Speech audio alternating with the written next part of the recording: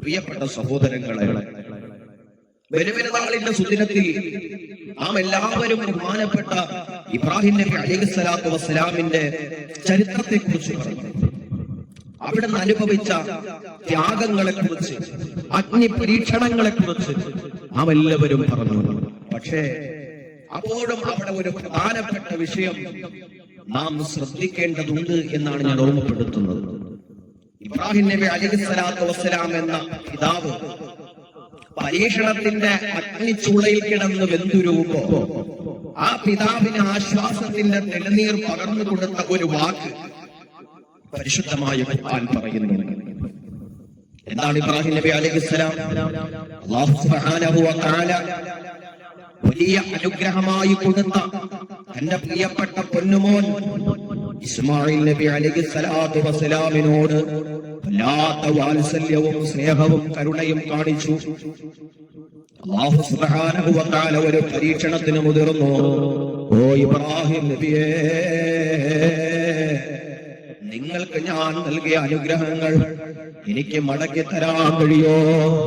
അള്ളാഹുവിൽ ലയിച്ച് ജീവിക്കുന്ന ഇബ്രാഹിം നബി അലൈഹിസ്സലാമിന് മറ്റൊന്ന് ചിന്തിക്കേണ്ടി വന്നില്ല. പടച്ചവനെ, നീ എനിക്ക് എന്ത് തന്നിട്ടുണ്ടെങ്കിലും അത് നിനക്ക് തിരിച്ചു തരാൻ ഞാൻ ബാധ്യസ്ഥനാണല്ലോ. അല്ലാഹു സുബ്ഹാനഹു വ തആല അതൊരു പരീക്ഷണമാണ് കൊണ്ടുവരുന്നത്. ആ പരീക്ഷണമാണ് ഇബ്രാഹിം നബി അലൈഹിസ്സലാം എന്ന ആ പ്രവാചകന്റെ വാർദ്ധക്യത്തിന്റെ അവസാന ഘട്ടം, ഏകദേശം 99 വയസ്സ് പ്രായമുള്ള ഇബ്രാഹിം നബി അലൈഹിസ്സലാമിന് കിട്ടിയ പൊന്നുമോൻ ഇസ്മായിൽ നബി അലൈഹിസ്സലാമിന് ബലി നൽകണം എന്ന് പറയാം. ആ സമയത്ത് കുഞ്ഞായ ഇസ്മായിൽ നബി അലൈഹിസ്സലാമിന് 7 വയസ്സ് എന്നാണ് ഒരു അഭിപ്രായം. ആ കുഞ്ഞിനെ അല്ലാഹുവിന് വേണ്ടി ബലി കൊടുക്കണം എന്ന കൽപ്പന വരികയാണ്. ഇബ്രാഹിം നബി അലൈഹിസ്സലാമിന്റെ മനസ്സിന്റെ ഉള്ളറയിലുള്ള തഖ്വയുടെ പരീക്ഷണമാണ്. ഇലാഹായ റബ്ബിലേക്ക് എന്തും സമർപ്പിക്കാനുള്ള ദൃഢനിശ്ചയത്തിന്റെ പരീക്ഷണമാണ്. ആ പരീക്ഷണങ്ങൾ കഴിയുമ്പോ അല്ലാഹു സുബ്ഹാനഹു വ തആല ഇബ്രാഹിം നബിയോട് പറയുന്നുണ്ട്, നബിയേ, അങ്ങയുടെ മകനെ ബലിയറുക്കണമെന്ന് ഞാൻ ഉദ്ദേശിച്ചിട്ടില്ല. അങ്ങനെ ഒരു തീരുമാനം എനിക്കുണ്ടായിട്ടില്ല. പക്ഷേ നിങ്ങളുടെ ഹൃദയത്തിലുള്ള തഖ്വയുണ്ടല്ലോ, നിങ്ങളുടെ ഹൃദയത്തിലുള്ള സ്നേഹമുണ്ടല്ലോ, അത് യാഥാർത്ഥ്യമാണോ എന്ന എന്റെ പരീക്ഷണമായിരുന്നു അതെന്ന് അല്ലാഹു സുബ്ഹാനഹു വ തആല ഇബ്രാഹിം നബി അലൈഹിസ്സലാമിനോട് പറയുന്നുണ്ട്. ഏതായാലും എന്റെ പ്രിയപ്പെട്ടവരെ, നിറയ്ക്കുന്ന ചിന്തകളുമായി പിടയ്ക്കുന്ന ഹൃദയവുമായിട്ട് ബഹുമാനപ്പെട്ട ഇബ്രാഹിം നബി അലൈഹിസ്സലാം ഒരു പിതാവാണല്ലോ, കുഞ്ഞിനെ താലോലിച്ച കൈകളാണല്ലോ, സ്നേഹിച്ച് ചുംബനം കൊടുത്ത ചിന്തകളുമായിട്ട് വിറയ്ക്കുന്ന ശരീരത്തോടെ തന്റെ കൊച്ചു കുഞ്ഞിന്റെ മുമ്പിലേക്ക് ചെന്നിട്ട് ഇബ്രാഹിം നബി അലൈഹിസ്സലാം സംഭവങ്ങൾ വിശദീകരിക്കുമ്പോ, എന്റെ പ്രിയപ്പെട്ടവര്, ഇവിടെ നമുക്ക് ചിന്തിക്കാൻ ഒരുപാട് പാഠങ്ങളുണ്ട്. ആ കൊച്ചു കുഞ്ഞിന്റെ മറുപടി എന്തെന്നറിയോ? യാ അബതി ഫഅൽ മാ തുഅ്മറു സതജിദുനി സതജിദുനി ഇൻഷാ അല്ലാഹു മിനസ് സാബിരീൻ. അല്ലാഹുവേ, 7, 8, 9 വയസ്സ് മാത്രം പ്രായമുള്ള ആ കൊച്ചു കുഞ്ഞിന്റെ നാവിൽ നിന്ന് വന്ന പക്വതയുള്ള മറുപടി കണ്ടോ? പിതാവേ, നിങ്ങൾ വിഷമിക്കണ്ട, പ്രയാസപ്പെടണ്ട. അല്ലാഹുവാണ് നിങ്ങളോട് കൽപ്പിച്ചിട്ടുള്ളതെങ്കിലോ നിങ്ങളോട് എന്താണോ പടച്ചവൻ പറഞ്ഞത് അങ്ങനെ തന്നെ പ്രവർത്തിച്ചോ. സതജിദുനി ഇൻഷാ അല്ലാഹു മിനസ് സാബിരീൻ. ഞാൻ എതിർക്കില്ല, ഞാൻ ഓടുകയില്ല, ഞാൻ പിന്തിരിയുകയില്ല. ക്ഷമയോടെ അല്ലാഹു കൽപ്പിച്ചത് പ്രവർത്തിച്ച് തീരും വരെ ഞാൻ ക്ഷമയോടെ കാത്തിരിക്കാം. ചിന്തിച്ചു പോകുന്നു, അഭിനവ കാലഘട്ടത്തിൽ ജീവിച്ചിരിക്കുന്ന നമ്മുടെ പ്രിയപ്പെട്ട മക്കളെ, നിങ്ങളുടെ പ്രായമുണ്ടോ? പാപ്പയെങ്ങാനും വിഷമിച്ചിരുന്നാൽ, ഉമ്മയെങ്ങാനും പ്രയാസപ്പെട്ടു പോയാൽ, കടത്തിൽ മുങ്ങി ജീവിക്കുന്ന പ്രിയപ്പെട്ട വാപ്പ, കുടുംബത്തിന്റെ അന്തരീക്ഷത്തിൽ മനസ്സ് തകർന്നു പോയ പ്രിയപ്പെട്ട ഉമ്മ, മാതാപിതാക്കൾക്ക് എന്തെങ്കിലും വേദന വന്നാൽ, എനിക്ക് എന്റെ കാര്യം, ഉമ്മാക്കും വാപ്പാക്കും അവരുടെ കാര്യം എന്ന് പറഞ്ഞ് സ്വന്തം താല്പര്യങ്ങളും സന്തോഷങ്ങളും മാത്രം ആഗ്രഹിച്ച് ജീവിക്കുന്ന മക്കൾ അല്ലേ? ഞങ്ങൾക്ക് ഞങ്ങളുടെ സന്തോഷം, ഞങ്ങളുടെ സുഖം, അതിനവർ എന്തും ത്യജിക്കും. പഠിച്ചവനെ ഇന്നലെ കണ്ണുതുക്കി കാണിച്ചവന്റെ മുമ്പിൽ വർഷങ്ങളോളം ആലോചിച്ച മാതാപിതാക്കളെ ചവിട്ടി തേച്ചിട്ട് പോവുക. ആലോചിച്ചു നോക്കൂ. ആ കുഞ്ഞ് പറയാണ്, വാപ്പാ അള്ളാഹ് കൽപ്പിച്ചത് നിങ്ങൾ ചെയ്തോ, നിങ്ങൾ എന്ത് ചെയ്താലും ഞാൻ ക്ഷമയോടെ നിങ്ങളുടെ കൂടെ ഉണ്ടാവും. ആശ്വാസത്തിന്റെ വാക്ക് പറയാൻ കഴിയണം. ഉമ്മ, നിങ്ങൾ വിഷമിക്കരുത്, നിങ്ങൾ പ്രയാസപ്പെടരുത്, നിങ്ങളോടൊപ്പം ഞാനുണ്ട് എന്ന് ഒരു കുഞ്ഞ് ആ ഉമ്മാടെ സമീപത്ത് ചെന്ന് ഒന്ന് കെട്ടിപ്പുണർന്ന് പറയാൻ പറ്റുമോ? എന്ത് ആശ്വാസമാണ്! വാപ്പയുടെ കൂടെ ആ വിഷമങ്ങളൊന്ന് പങ്കിടാൻ, വാപ്പാടെ വിഷമങ്ങളൊന്ന് പരിഹരിക്കാൻ, സമാധാനത്തിന്റെ വാക്ക് പറയാൻ, വാപ്പാ ക്ഷമിക്കേ, നമുക്കൊരു നല്ല സമയം വരും, നിങ്ങൾക്ക് ഞാനുണ്ടല്ലോ എന്ന് പറയാൻ പറ്റുന്ന എത്ര മക്കളുണ്ട്. ഈ വാക്കാണ് എന്റെ പ്രിയപ്പെട്ടവരെ, ഇൻഷാ അല്ലാഹു മിനസ് സാബിരീൻ. ഈ വാക്കിന്റെ പിന്നിലാണ് ലോകത്ത് ചരിത്രത്തിന്റെ തങ്കലിപികളിൽ ഉല്ലേഖനം ചെയ്യപ്പെട്ട മഹത്തമായ ഏറ്റവും പ്രധാനപ്പെട്ട കർമ്മങ്ങൾ ലോകത്തുദിച്ചു വന്നത്. പെരുന്നാൾ നമസ്കാരത്തിന് നമ്മൾ പോയില്ലേ, പുതുവസ്ത്രങ്ങൾ അണിഞ്ഞില്ലേ, അത്തറ പൂശയില്ലേ, പരസ്പരം കെട്ടിപ്പുണർന്നില്ലേ? അത് കഴിഞ്ഞിട്ട് നമ്മൾ ബലിമൃഗങ്ങളുമായി അല്ലാഹുവിന്റെ പൊരുത്തം തേടിപ്പോയില്ലേ? എല്ലാ കർമ്മങ്ങളും കടന്നു വന്ന വഴിയേതെന്നറിയോ? പരീക്ഷണത്തിന്റെ തീച്ചൂളയിൽ കടന്നു വെന്തുരുകിയ എന്റെ പ്രിയപ്പെട്ട പിതാവിനോട് ഇസ്മായിൽ നബി അലൈഹിസ്സലാം പറഞ്ഞ ഈ വാചകമാ. എന്റെ പ്രിയപ്പെട്ടവരെ, എങ്ങനെയാണ് ഇത് പറയാൻ ആ കൊച്ചു കുഞ്ഞിന് കഴിഞ്ഞതെന്നറിയോ? എങ്ങനെയാണ് ഇത് പറയാൻ ആ കൊച്ചു കുഞ്ഞിന് കഴിഞ്ഞത്? അതാണ് ചിന്തിക്കേണ്ടത്. ഈ ആയത്ത് പറയുന്നതിന് മുമ്പ് ആ കാരണം കൂടി അല്ലാഹ് പറയുന്നുണ്ട്. സൂറത്ത് സ്വാഫാത്തിൽ ബഹുമാനപ്പെട്ട ഇബ്രാഹിം നബി അലൈഹിസ്സലാം ഒരു കുഞ്ഞിന് വേണ്ടി ദുആ ചെയ്യുമ്പോ അല്ലാഹുവിനോട് പറഞ്ഞത് ഇങ്ങനെയാ, റബ്ബി ഹബ്ലി മിനസ് സാലിഹീൻ. അല്ലാഹ്, എനിക്ക് മക്കളില്ലാത്തതല്ല പ്രശ്നം, എനിക്ക് കുഞ്ഞുങ്ങളില്ല, എനിക്ക് സന്താന സൗഭാഗ്യമില്ല എന്നതൊന്നുമല്ല എന്റെ പ്രശ്നം. എനിക്ക് നീ മക്കളെ തരുന്നെങ്കിൽ ആ മക്കള് സ്വാലിഹീങ്ങളായ മക്കളാക്കണേ അല്ലാഹ്.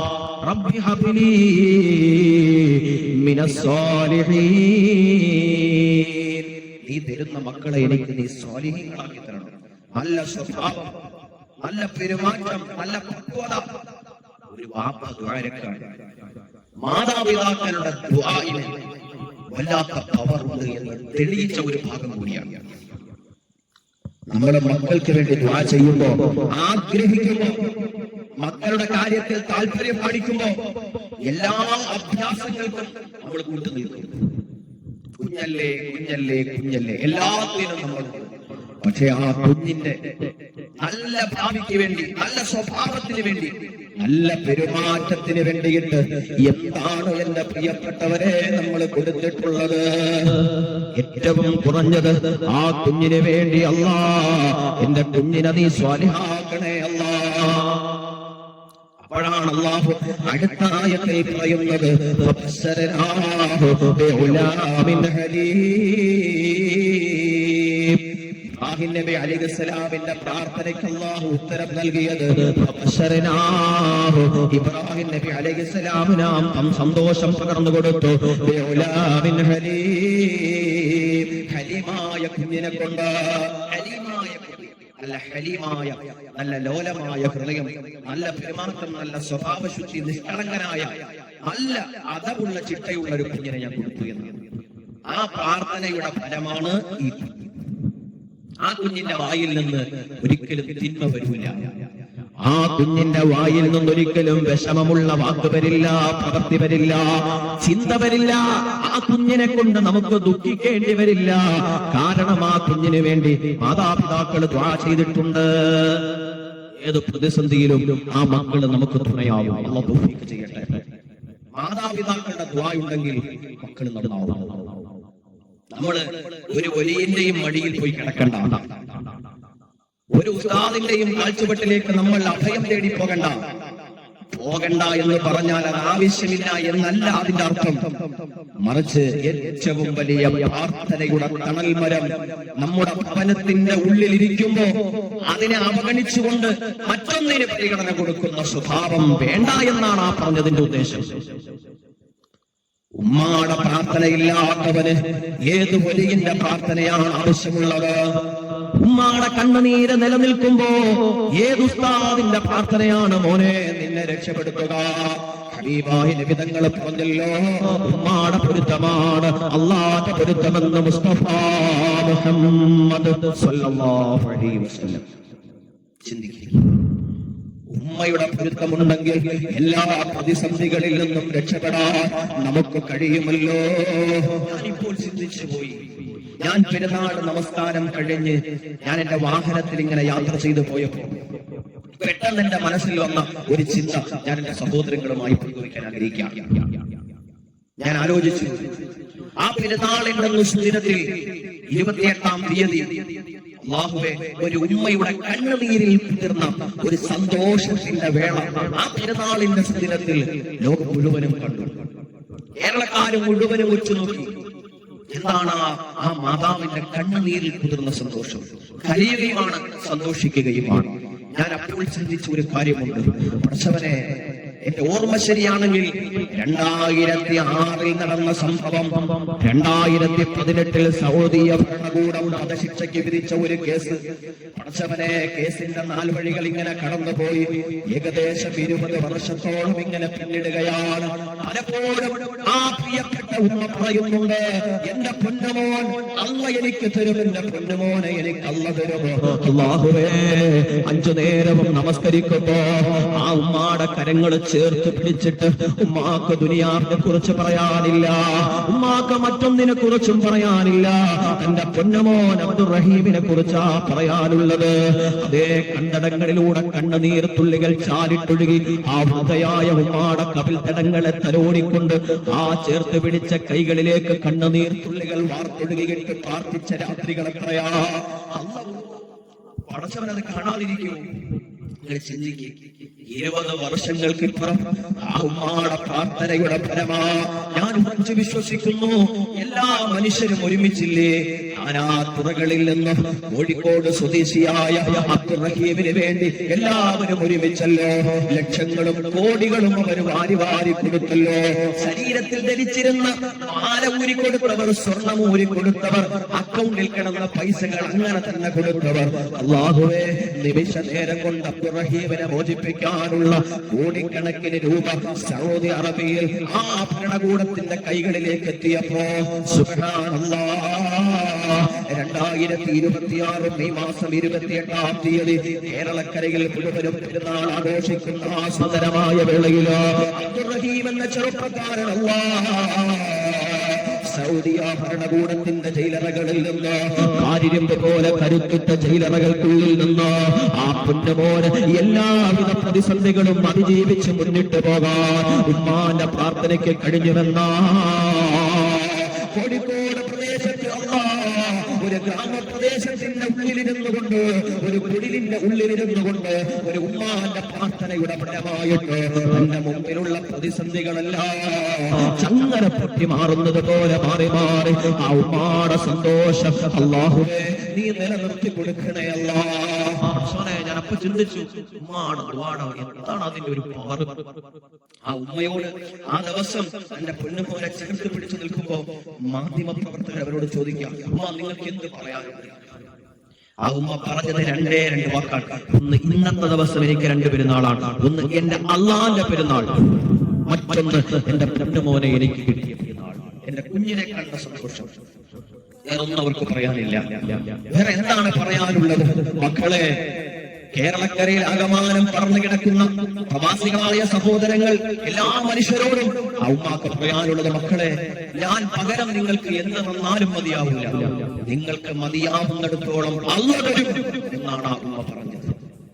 ചിന്തിക്കുക, നിങ്ങൾ ഏത് പ്രതിസന്ധിയിൽ നിങ്ങൾ വലയുമ്പോഴും, നിങ്ങളുടെ മനസ്സ് നോവുമ്പോഴും, നിങ്ങളുടെ ഹൃദയം പിറയ്ക്കുമ്പോഴും നിങ്ങൾ ചെല്ലണം. നിങ്ങളുടെ ഉമ്മയുടെയും ബാപ്പയുടെയും സമീപിച്ച് ചെല്ലണം. അവരുടെ കാൽച്ചുവട്ടിൽ ഇരുന്നു കൊണ്ട് ആ കാലുകൾ പിടിച്ച് ചുംബിച്ച്, കൈകൾ ചുംബിച്ച്, മനസ്സ് പൊട്ടിയിട്ട് ഒരു കൊച്ചു കുഞ്ഞിനെ പോലെ ആ ഉമ്മയോട് പറയണം, ഉമ്മാ, എന്റെ പ്രിയപ്പെട്ട വാപ്പാ, എനിക്ക് വേണ്ടി ദുആരക്കണേ, ഞാൻ വല്ലാതെ പ്രതിസന്ധിയില്ല. ആ നേരത്ത് ഈ ലോകത്ത് ഒരു ഹൃദയം പൊടിയുമെങ്കിൽ അത് പള്ളിയിലെ ഉസ്താദിന്റെതല്ല. ആ നേരത്ത് നിന്റെ പ്രശ്നം കേൾക്കുമ്പോ ഹൃദയം പൊട്ടി തകർന്നു പോകുന്നത് ആരുടെയുമല്ല. ആ നേരത്ത് ആ ഹൃദയം പൊടിയുന്നത് നിന്നെ പ്രസവിച്ച് നൊന്ത് വളർത്തിയ നിന്റെ ഉമ്മാക്കും നിന്നെ പരിപാലിച്ച വാപ്പാക്കുമാണ്. അവർ രണ്ടുപേരും ആ ഹൃദയം പൊടിഞ്ഞ കോലത്തിൽ അല്ലാഹുവിലേക്ക് കരങ്ങൾ ഉയർത്തി ദുആ ചെയ്യും. അല്ലാഹ്, എന്റെ കുഞ്ഞിനെ നീ കൈവിടല്ലേ റബ്ബേ, എന്റെ കുഞ്ഞിനെ നീ കൈവിടല്ലേ അല്ലാ എന്ന് ദുആ. ആ ദുആ അല്ലാതെ വേറെ ഏത് ദുആയാണ് നമുക്ക് ആവശ്യമില്ല. ഉസ്താദ്മാർക്ക് ദുആരക്കണം, ഔലിയാക്കളെയൊക്കെ സ്നേഹിക്കണം, നമുക്കെല്ലാം വേണം. പക്ഷെ ഒരിക്കലും പ്രാർത്ഥനയുടെ തണൽമരങ്ങളായ മാതാപിതാക്കളെ കൈവിടരുത്. അവരെ വേദനിപ്പിച്ച് വിഷമിപ്പിച്ച് ഒരു ബന്ധവും ഒരു സ്വന്തവും ഒരു കൂട്ടും നമുക്ക് വേണ്ട എന്ന് പ്രതിജ്ഞ ചെയ്യണം. കണ്ടില്ലേ, മഹാനായ ഇബ്രാഹിം നബി അലൈഹിസ്സലാം ദുആ ചെയ്തില്ലേ, അല്ലാഹ് എനിക്ക് തരുന്ന കുഞ്ഞ് സ്വാലിഹായിരിക്കണമെന്ന്. പടച്ചവൻ കൊടുത്തില്ലേ?